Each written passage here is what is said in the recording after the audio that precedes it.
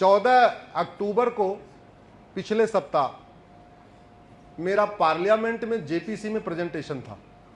Joint parliamentary committee बनी है ना वक्फ के ऊपर। 4 साल पहले आप लोगों ने वक्फ सुना था क्या? नहीं सुना। 4 साल पहले हमने इसको चैलेंज किया, वक्फ एक्ट को। सरकार को नोटिस गया। हमारा काम केवल इतना ही करना है।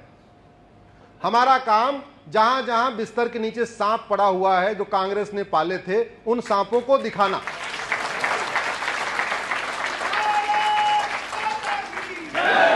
मेरा मुख्य काम यही है। अब तक 200 पीआईएल मैंने किया है, 200 सांप मैंने पकड़ पकड़ के सरकार को दिखा दिया है, समाज को दिखा दिया है। भैया मारना आपका काम है, मैं मारूंगा नहीं, मैं दिखाऊंगा। 2-4 मार भी चुका हूं। जैसे आर्टिकल 370 सबको पता था, आर्टिकल 35 ये नहीं पता था। तो जब चैलेंज कर दिया कोर्ट में तो पता चल गया। 4 शादी सबको पता था, हलाला किसी को नहीं पता था। हमने चैलेंज किया तो पता चला। 3 तलाक कोर्ट में चले गए तो पता चला। मुता अब धीरे धीरे पता चल जाएगा कुछ दिन के बाद। एक मुता भी होता है, एक मिस्यार भी होता है, एक तहर्रुस भी होता है, एक तलाके हसन भी होता है, एक तलाके हसन भी होता है, तलाके बाइन भी होता है, तलाके किनाया भी होता है। ऐसे बहुत सारे और भी होते हैं। ये सारी विदेशी कुरीतियां, भारत की कुरीतियां नहीं है।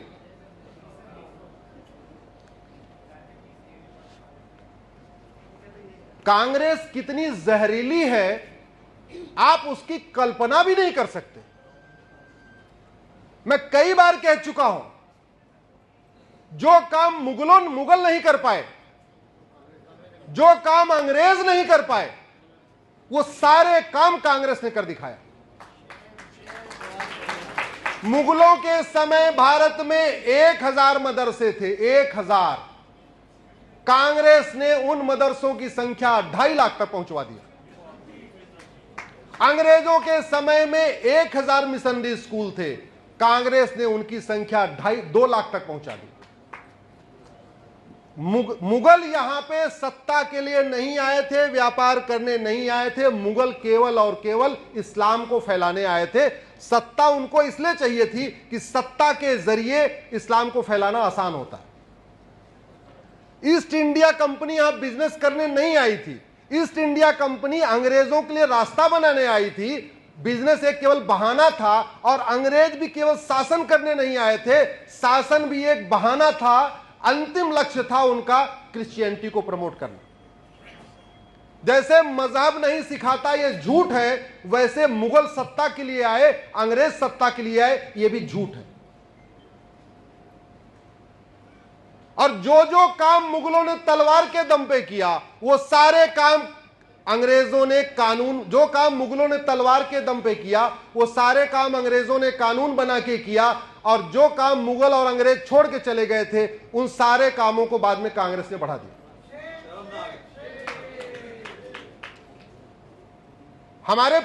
हमारे घर में भी बड़ा धोखा हुआ। मैं प्रयाग का रहने वाला हूं।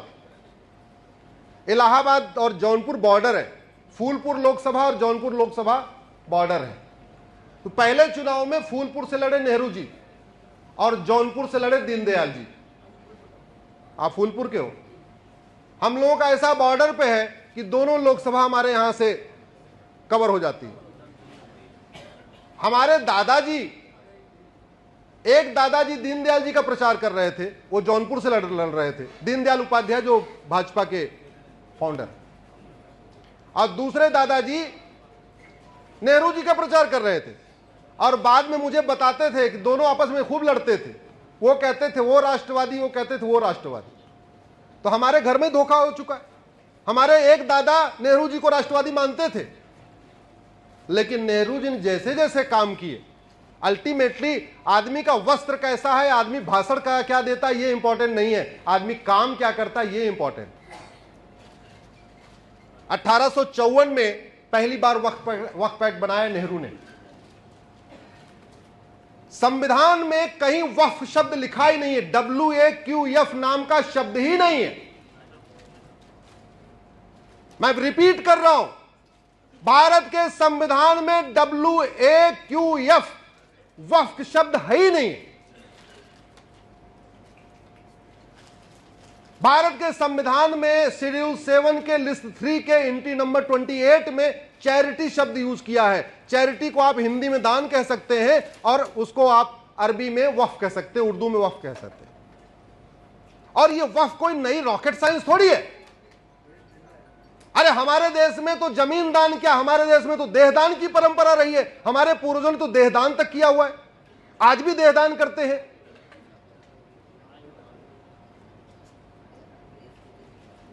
लेकिन नेहरू जी ने उनके लिए अलग से कानून बनाया, वक्फ एक्ट, अलग से बनाया वक्फ बोर्ड, उन अलग से बनाया वक्फ ट्रिब्यूनल। ऐसी व्यवस्था न हिंदू के लिए, न जैन के लिए, न बौद्ध के लिए, न सिख के लिए, न ईसाई के लिए, न बहाई के लिए, न यहूदी के लिए, किसी के लिए नहीं है, केवल एक कम्युनिटी के लिए वक्फ बोर्ड, वक्फ ट्रिब्यूनल। इंदिरा जी ने उसको और मजबूत किया, राजीव गांधी ने उसको और मजबूत किया। 1995 में तो उसको अनलिमिटेड पावर दे दिया। 2013 में जाते जाते एकदम ऐसी शक्ति दे दिया कि जहां हाथ रख दे वही उसका। मैं आपसे पूछता हूं, अगर मुझे पैसा दान करना है तो मैं अपनी मेहनत ईमानदारी का पैसा दान करूंगा या आपकी जेब आपकी पॉकेट मार के? मेहनत ईमानदारी। मुझे गाड़ी दान करना है किसी मंदिर में, मैं अपनी मेहनत ईमानदारी से गाड़ी खरीद के दान करूंगा, कार खरीद के दान करूंगा, आपकी कार चोरी करके करूंगा? जोर से बोलिए जरा। अगर मुझे जमीन दान करना है, मैं नहीं अपनी पुश्तैनी जमीन दान करूंगा या आपकी जमीन पे कब्जा करके उसको दान करूंगा? पुश्तैनी। इसके हिसाब से बाबर, हुमायूं, तुगलक, गजनी, गोरी को वक्फ का अधिकार था क्या? अरे वो वहशी दरिंदे यहां आए, तलवार के दम पे आए, उन्होंने जमीन कब्जा किया। एक तरफ कहते हैं कि वक्फ बड़ा पवित्र चीज है, वक्फ पुश्तैनी जमीन होती है, नेक जमीन होती है, हलाल जमीन होनी चाहिए, पाक जमीन होनी चाहिए। तो फिर जो यहां बाबर, हुमायूं, तुगलक, गजनी, गोरी, खिलजी, ऐबक आए, वो कहां से उनकी जमीन पाक हो गई? अरे वो तो आए यहां, उन्होंने हत्या की धमकी दिया, बलात्कार की धमकी दिया, तलवार के दम पे कब्जा किया, उनको वक्फ का अधिकार कैसे मिल जाएगा? और उनको अगर वक्फ का अधिकार नहीं तो उनके निजामों को, उनके नवाबों को, उनके जागीरदारों को, उनके जमींदारों को वक्फ का अधिकार कैसे हो गया? दूसरों की कब्जा करके जमीन थोड़ी दान की जाती है। 1950 तक कितनी जमीन? 50,000 एकड़। और नेहरू के कानून के बाद जमीन बढ़नी शुरू हुई। 1995 के कानून के बाद और बढ़नी शुरू हुई। 2013 के बाद तो और बढ़नी शुरू हुई। और अभी कितना हो गया? 10 लाख एकड़ जमीन। 10 लाख एकड़ जमीन का मतलब आप जानते हैं? दुनिया के 50 देशों का क्षेत्रफल 10 लाख एकड़ से कम है। मालदीव का क्षेत्रफल 75,000 एकड़ है। भारत में वक्फ बोर्ड ने 10 लाख एकड़ जमीन पे कब्जा किया है। इसका मतलब भारत में वक्फ बोर्ड की जमीन पे 13 मालदीव बन सकता है। सिंगापुर का क्षेत्रफल 1,80,000 एकड़ है, यानी जितनी जमीन वक्फ बोर्ड ने कब्जा किया है उस पे 5 सिंगापुर बन जाएगा, फिर भी 50,000 एकड़ जमीन खाली रहेगी। बहरीन का क्षेत्रफल 1,90,000 एकड़ है, 1,90,000 एकड़ है। और वक्फ बोर्ड के पास कितनी जमीन है? जोर से बोलिए जरा। यानी भारत में वक्फ बोर्ड ने जो जमीन कब्जा किया उस पे 5 बहरीन बन जाएगा, फिर भी 50,000 एकड़ जमीन बची रहेगी। हांगकांग 2,75,000 एकड़, यानी 3 हांगकांग बन जाएगा। डेनमार्क 3,45,000 एकड़, 2 डेनमार्क बन जाएगा, फिर भी 1.5 लाख एकड़ जमीन बचेगी। फिनलैंड 3,90,000 एकड़, 2 फिनलैंड बन जाएगा, फिर भी 2 लाख एकड़ जमीन बची रहेगी। मॉरिशस 5 लाख एकड़, 2 मॉरिशस बन जाएगा भारत में वक्फ बोर्ड की जमीन पे। लग्जमबर्ग 6 लाख एकड़, साइप्रस 8 लाख एकड़, जॉर्जिया 9 लाख एकड़। ऐसे दुनिया के 50 देश हैं जिनका क्षेत्रफल 10 लाख एकड़ से कम है। और ये किसका कुकर्म है? ये मुझे एक चीज बताइए, ड्राइवर को वेतन भत्ता किस लिए मिलता है? गाड़ी चलाने के लिए, ठीक से गाड़ी चलाने के लिए या रोड एक्सीडेंट करने के लिए? तो ये मंत्री को, प्रधानमंत्री को, मुख्यमंत्री को, सांसद, विधायक को वेतन भत्ता किस लिए मिलता है? अच्छा कानून बनाने के लिए, घटिया कानून बनाने के लिए। ये देश से गद्दारी हुई कि नहीं? संविधान की शपथ लेके संविधान की धज्जियां उड़ा दिया। संविधान में संविधान निर्माताओं ने कहा अब मजहब के आधार पे कोई बोर्ड नहीं होगा, मजहब के आधार पर कोई ट्रिब्यूनल नहीं होगा, मजहब के आधार पर कोई कानून नहीं होगा। और नेहरू जी ने 1954 वक्फ एक्ट बना दिया। इंदिरा ने मजबूत किया, राजीव गांधी ने मजबूत किया, नरसिम्हा राव ने मजबूत किया, मनमोहन सिंह ने मजबूत किया। यह देश के साथ गद्दारी है कि नहीं? यह देश के साथ मक्कारी है कि नहीं? यह संसदीय महापाप है कि नहीं? लेकिन उन्होंने इसलिए कर दिया, उनको पता है अच्छा ये आम जनता को तो जानकारी कभी होगी नहीं, और होगी भी तब तक तो हम 4 बार प्रधानमंत्री बन लेंगे, तब तक तो हम ये हो जाएंगे। इसलिए कहता हूं फेसबुक पे 5-5 हजार फ्रेंड बनाइए। आप जो बात लिखते हैं उसको, अगर आपके 1000 फ्रेंड हैं तो 1000 लोग पढ़ेंगे, 5000 फ्रेंड हैं तो 5000 लोग पढ़ेंगे। हमारी बात जितने लोग यहां सुन रहे हैं सबके 5-5 हजार फेसबुक फ्रेंड हो गए तो यही बात करोड़ों में पहुंच जाएगी। इसलिए बनाना जरूरी है। अब कानून का दुष्परिणाम आप देखिए। कानून का दुष्परिणाम यह है कि बाबर हुमायूं ने जो जमीनें मठ हमारे मंदिर तोड़े, वक्फ बोर्ड उसको अपनी प्रॉपर्टी बताता है। कुतुबुद्दीन ऐबक ने दिल्ली में मंदिर तोड़ के वहां मस्जिद बना दिया, उसको वक्फ बोर्ड कह रहा है हमारा, ये तो वक्फ प्रॉपर्टी। अलाउद्दीन खिलजी ने भोजशाला में मंदिर तोड़ा, वक्फ बोर्ड कह रहा हमारी प्रॉपर्टी है। सिकंदर शाह ने अदीना मस्जिद, शिव मंदिर को तोड़कर अदीना मस्जिद बना दिया, वक्फ बोर्ड कह रहा हमारी प्रॉपर्टी है। तुगलक ने अटाला मंदिर तोड़ा जौनपुर में और कह रहा है ये तो हमारी प्रॉपर्टी है। खिलजी ने रुद्र महालय तोड़ के जामी मस्जिद बना दिया, ये कह रहा हमारी प्रॉपर्टी है। अहमद शाह अब्दाली ने भद्रकाली मंदिर को तोड़ के वहां मस्जिद बना दिया, वक्फ बोर्ड कह रहा हमारी प्रॉपर्टी है। औरंगजेब ने काशी विश्वनाथ मंदिर को तोड़ के ज्ञानवापी बना दिया, वक्फ बोर्ड कह रहा हमारी प्रॉपर्टी है। औरंगजेब ने मथुरा में जन्मभूमि को तोड़ा, वक्फ बोर्ड कह रहा हमारी प्रॉपर्टी है। और कांग्रेस ने यही काम नहीं किया, बाद में प्लेस ऑफ वर्शिप एक्ट बना के इन वहशी दरिंदों के द्वारा तोड़े गए सारे मठ मंदिरों को लीगलाइज करने का भी काम किया। हमने वक्फ एक्ट को भी चैलेंज किया है और प्लेस ऑफ वर्शिप एक्ट को भी चैलेंज किया है। दोनों मामले सुप्रीम कोर्ट में चल रहे हैं। इसका जो दूसरा दुष्परिणाम आने वाले समय में आपको बता रहा हूं। आपने कल सुना होगा एक सांसद बोल रहा था कि पूरा संसद भवन कहां बनी हुई है? कागज नहीं है, कोई कागज नहीं है। एयरपोर्ट भी वक्फ बोर्ड पे, मुकेश अंबानी का इंटीलिया भी वक्फ बोर्ड पे, पूरा दिल्ली का वसंत विहार, वसंत कुंज, द्वारका भी वक्फ बोर्ड की प्रॉपर्टी डिक्लेयर कर रहे हैं। कल को बोलेंगे श्री राम गंगानगर का नाम मुराद खान ने मुरादाबाद किया था, इसलिए पूरा मुरादाबाद किसका? अब ये भी शुरू करेंगे। ये कुछ दिन के बाद ये बोलेंगे कि भैया मुर्शिदाबाद को तो मुर्शिद खान ने बनाया तो पूरा मुर्शिदाबाद वक्फ का हो गया। जबकि सच्चाई है कीर्तेश्वरी का नाम, पहले उसका स्थान का नाम कीर्तेश्वरी था, उसको मुर्शिद खान ने अपना नाम बदल दिया, मठ मंदिर लूटा और उसके बाद उसको बना दिया मुर्शिदाबाद।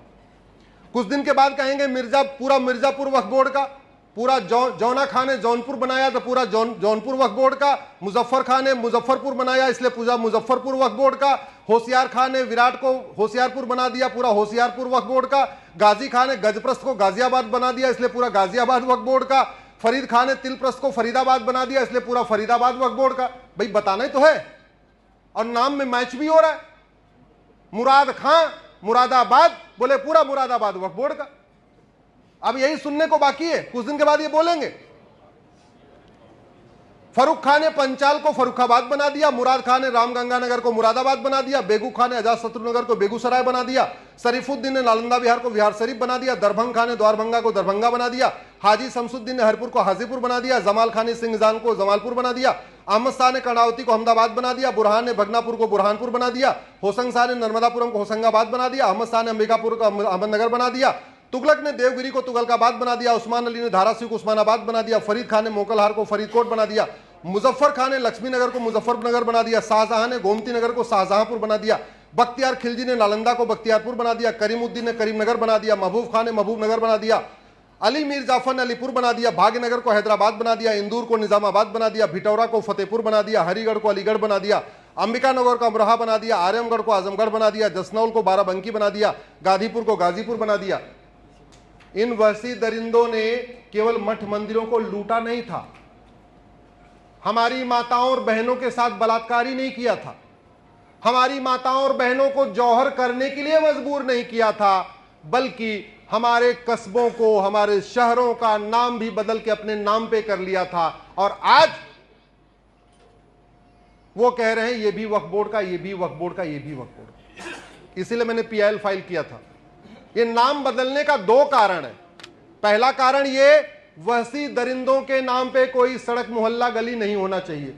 दूसरा कारण ये, जिन स्थानों का वर्णन बाइबल में है वो उसी नाम से पाए जाते हैं, जिन स्थानों का वर्णन कुरान में है वो उसी नाम से पाए जाते हैं, लेकिन जिन स्थानों का वर्णन हमारे वेद में है, हमारे रामायण में है, रामचरितमानस में है, हमारे और धार्मिक ग्रंथों में, उपनिषदों में है, वो स्थान नहीं पाए जाते। हम द्रौपदी को पांचाली कहते हैं, पांचाली का जन्म पांचाल में हुआ था। अब आप पांचाल ढूंढिए, पांचाल आपको भारत के नक्शे पे नहीं मिलेगा, क्योंकि फर्रुख खान नाम का लुटेरा गया, उसने उसको फर्रुखाबाद बना दिया। पांडवों ने 5 गांव मांगे थे, अब 5 गांव आप ढूंढते रहिए, आपको भारत के नक्शे पे नहीं मिलेगा। इंद्रप्रस्थ दिल्ली हो गया, तिलप्रस्थ फरीदाबाद हो गया, गजप्रस्थ गाजियाबाद हो गया, पानप्रस्थ पानीपत हो गया, सोनप्रस्थ सोनीपत हो गया। पांडवों ने अज्ञातवास, पहले वनवास किया, फिर अज्ञातवास किया। अज्ञातवास कहां किया? विराट में। आप विराट को ढूंढिए, भारत के नक्शे में मिलेगा नहीं, क्योंकि होशियार खान नाम का लुटेरा गया, उसने विराट को होशियारपुर बना दिया। तो दो खतरा है। पहला, हमारे स्थान नहीं मिल रहे, इसलिए हमारे बच्चों को जब ये पढ़ाया जाता है या कहा जाता है कि रामायण और महाभारत एक काल्पनिक घटना है, तो वो जवाब नहीं दे पाते, काउंटर नहीं कर पाते, क्योंकि जिन स्थानों का वर्णन महाभारत में है और रामायण में है वो आज की डेट में नहीं मिल रहे। भगवान परशुराम के पिताजी का नाम महर्षि जमदग्नि था। जमदग्नि जी के जहां आश्रम था उसको जमदग्निपुरम कहते थे। जौना खान नाम का लुटेरा गया, उसको जौनपुर बना दिया। इसलिए इनका नामकरण करना जरूरी है। अब नामकरण अगर एक एक करते रहेंगे तो 1000 नाम तो 1000 साल लग जाएगा बदलने में। 1000 सड़क, मोहल्ले, गलियां, कस्बे, तहसीलों, जिलों का नाम वहसी दरिंदों के नाम पे है। अगर इलेक्शन के पहले एक एक बदलेंगे तो 1000 साल लग जाएगा। तो करना क्या चाहिए? एक भारतीय नामकरण संहिता बनानी चाहिए, उसमें 5-6 लोग हों, एक भारतीय नामकरण आयोग बनाना चाहिए, और यह देख लेना चाहिए ये जो स्थान है ये 500 साल पहले, 600 साल पहले इसका क्या नाम था, 12वीं शताब्दी में क्या नाम था, अशोक के समय में इस स्थान का क्या नाम था, चंद्रगुप्त के समय इस स्थान का क्या नाम था, और जो भी नाम उसको रिस्टोर कर देना चाहिए। मुझे समझ में नहीं आता ये वहसी दरिंदों को पढ़ाने से फायदा क्या हो रहा है? केवल गुलामी की मानसिकता दिमाग में जा रही है।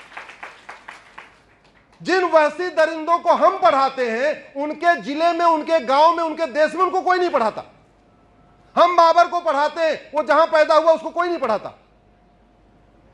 हम चंगेज खां को पढ़ाते हैं, हम खिलजी को पढ़ाते हैं, ये खिलजी जहां से आया उसको कोई नहीं पढ़ाता।